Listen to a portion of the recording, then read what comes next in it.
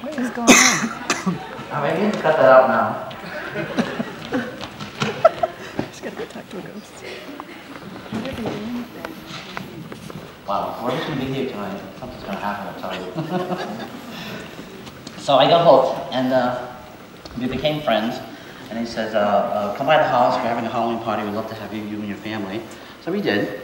And at his Halloween party, he got a call from Los Angeles saying that they were looking for a new cast member for the show. So he turns to me and he says, Joe, you've been an investigator now with TAPS for about a year, and you turned out to be a great investigator.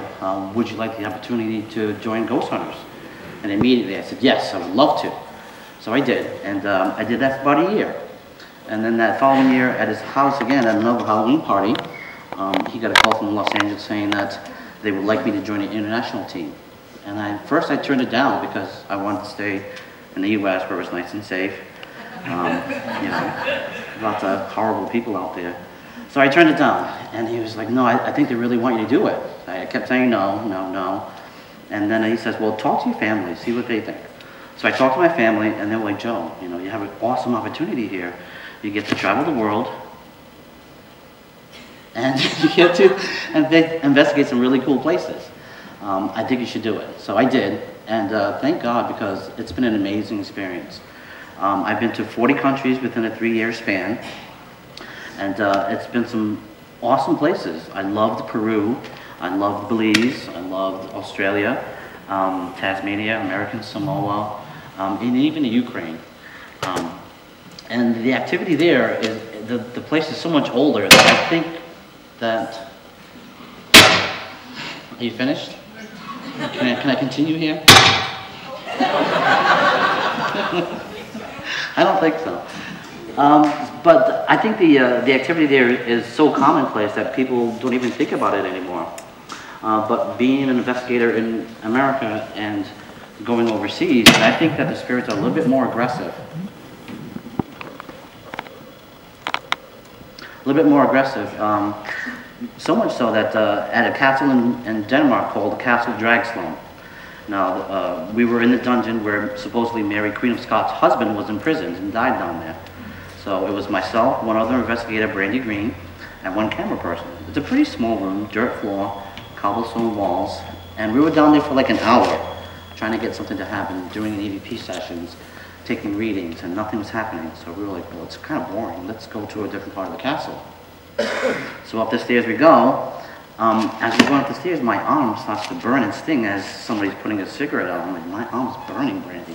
She said, I'll look at it when I get to the top of the stairs. So we get to the top of the stairs, I pull my sweatshirt up in my sleeve, and there were teeth marks. 4 teeth, a space, and another tooth. So whatever bit me had a missing tooth, which I thought was strange. So I told everybody, they came over, they took pictures, they took video, and they're like, okay, you know, are you all right? I'm like, yeah, it's just a little unsettling.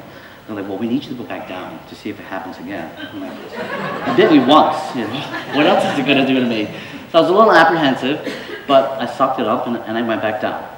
And luckily nothing else happened, you know, I was provoking even harder at this point, saying, you bit me, come on, you know, bite the other side, try to do something. And nothing ever happened.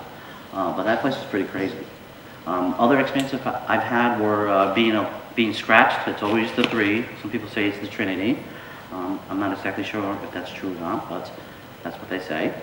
I've been pushed. I've been groped. I remember one part, yeah, we were in a castle in I believe, Austria, and it was a jail cell, and it was just myself and an investigator, Ashley Godwin. It's a cramped cell. It's pretty small. We were hearing snippets of sounds and footsteps, but then I feel what felt like somebody grabbing my butt. And then I'm like, I know it's not Ashley because she's directly in front of me, but I could feel like the fingers playing with my ass. I'm not sure why it would play with mine, you know. I'm kind of an ugly kind of guy, and I don't think I'm, you know, that handsome. But needless to say, that was pretty crazy. Traveling with overseas people, there's 6 cast members and there's 11 production people. You get to be a close-knit family because you're always on the road. Whenever we travel, we would travel for 5 weeks, come home for a week and a half, and travel for another 5 weeks. And sometimes it's 9 or 10 months out of the year we do it. A lot of the places we go to are pretty dangerous. It's abandoned, spikes sticking out. not to mention numerous poisonous spiders, poisonous snakes, large animals like alligators and panthers and things like that. One of my other favorite spots was Hamlet's Castle in Denmark, where a beautiful place. I remember going there, it was so large and so beautiful. And then we were investigating this church that was attached to the castle. And Britt Griffith and I were investigating the church area. And I remember these two huge chandeliers. And I was walking in, we're doing an EVP session, and I noticed that one of the chandeliers were moving. So much so that it was bouncing up and down and swaying. So we were like, well, is there a breeze? They were like, Joe, those chandeliers are 600 pounds, you know, nothing should be able to move that. So I thought maybe the flooring might have been thin. So I said, well, let's go upstairs and jump and see if we could get it to move. They were like, I don't think you can because the ceilings are 6 feet thick. You know, it's all concrete cement.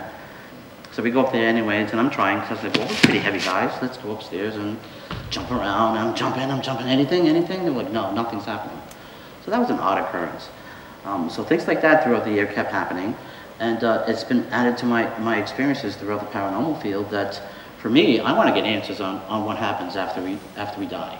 You know, does it just end? Or do we have a chance to come back, come and go as we please?